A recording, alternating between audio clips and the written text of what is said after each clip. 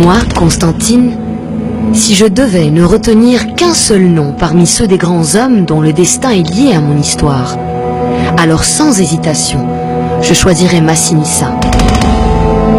C'était au IIe siècle avant Jésus-Christ. On m'appelait encore Cirta. Le centre du monde civilisé, la Méditerranée, vivait le duel entre Rome et Carthage. J'étais la capitale de la Numidie, et Gaïa était mon roi. Massinissa, le fils de Gaïa, n'hérita pas du pouvoir de son père. Il dut le conquérir. Pendant des années, il guerroya dans les rangs de l'armée romaine, en Ibérie notamment, puis il revint sur la terre de ses ancêtres. Et là, il dut affronter Syphax, un autre grand Agélide, qui avait conquis toutes les terres, ou presque, et s'était même emparé de moi. La lutte fut impitoyable. Syphax s'était allié à Carthage. Massinissa reçut l'aide de Rome. L'ultime bataille eut lieu. Massinissa reçut en renfort les légions du Romain Scipion. Il remporta la victoire et je redevins sa capitale. Le règne de Massinissa fut long, très long et très riche. Il avait des ambitions grandioses.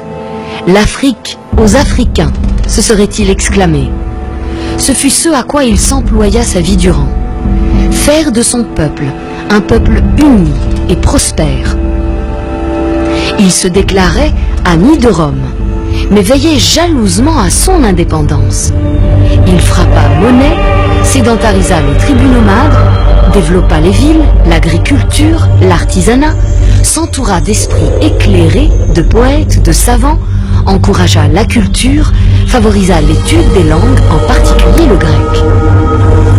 La Numidie, sous son règne, devint le pays avec qui il fallait compter. Rome s'inquiéta de la naissance de cette nouvelle puissance. Lorsqu'on soupçonna Massinissa de vouloir faire de Carthage sa nouvelle capitale, un sénateur romain, Caton, n'eut de cesse de plaider. Delenda Carthago, il faut détruire Carthage. Massinissa était déjà un vieil homme.